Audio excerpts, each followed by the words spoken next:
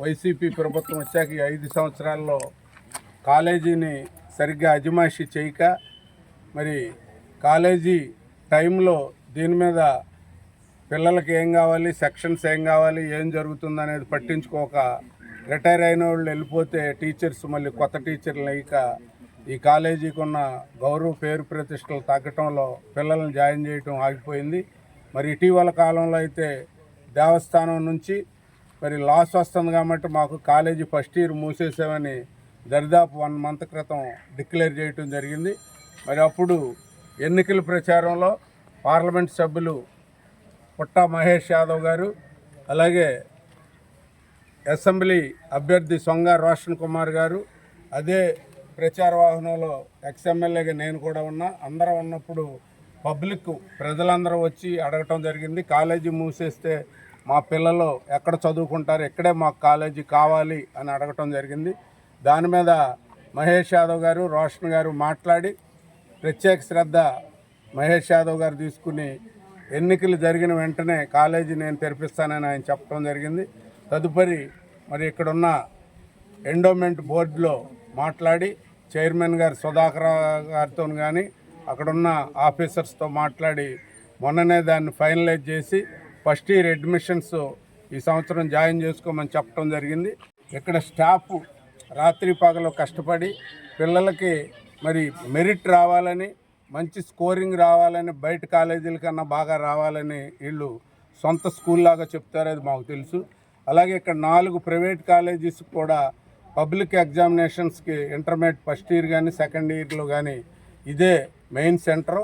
కాబట్టి దీనికి ఉన్న ఇన్ఫ్రాస్ట్రక్చరు పశ్చిమ గోదావరి జిల్లాలో ఎక్కడా లేదు. చుట్టూ కాంపౌండ్ వాళ్ళు కానీ, సైకిల్ షెడ్లు కానీ, అలాగే బిల్డింగ్స్ అకామిడేషన్ కానీ, పిల్లలు చదువుకుంటానికి ల్యాబ్స్ కానీ, ప్లే గ్రౌండ్ కానీ, అలాగే ప్యూరిఫైడ్ వాటరు అందరికీ ఏదో 100 లీటర్లు 200 లీటర్లు ఇస్తారు. ఇక్కడైతే ఏకంగా ఓవర్ హెడ్ ట్యాంకే లోపల పెట్టించా కాలేజీలో. ఎందుకనంటే ఇది ఎర్రగాలం ప్రాజెక్టు నుంచి వస్తుంది వాటరు, ఏ ఇబ్బంది లేకుండా. ఇంకా అన్నిటికంటే ప్రత్యేక ఫెసిలిటీ ఏంటంటే వెంకటేశ్వర స్వామి దయతోటి ఆయన ఆశీస్సులతోటే ఈ కాలేజీ నడుస్తుంది.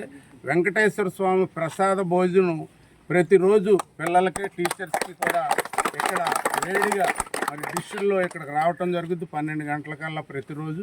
అన్ని సౌకర్యాలు ఉన్న ఈ కాలేజీని ముయ్యటం అంటే మాకు చాలా బాధ అనిపించి మరి కొద్దిగా కఠినంగా వ్యవహరించే దీన్ని మళ్ళా ఓపెన్ చేయించాం.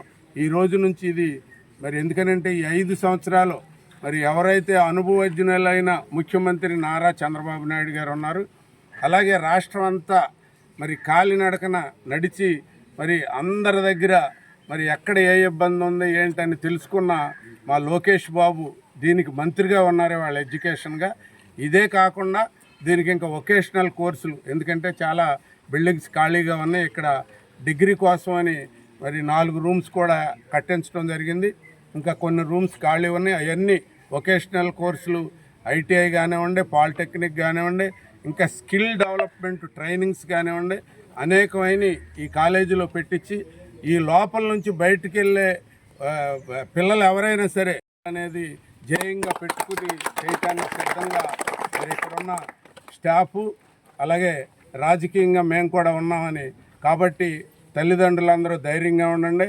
ఇక నుంచి ఈ కాలేజీ చాలా బాగా నడుచుద్ది. దీంతోపాటు కంటిన్యూషను మరి మన బార్డర్లోనే మోడల్ డిగ్రీ కాలేజీ ఉంది, అది కూడా సరిగ్గా హాస్టల్ సౌకర్యాలు ఇవి లేకుండా ఉన్నాయి.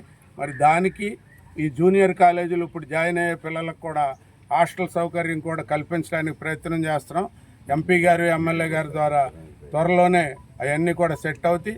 ఇంకా పిల్లలకు ఫీజులు వీటిల్లో చిన్న చిన్న ఇబ్బందులు ఉన్నాయన్నారు, అవన్నీ కూడా నేను మాట్లాడకూడదు, అవి పార్లమెంట్ సభ్యులు, శాసనసభ్యులు మాట్లాడి అవకాశం ఉన్న మేరకు చేసి పెడతారు.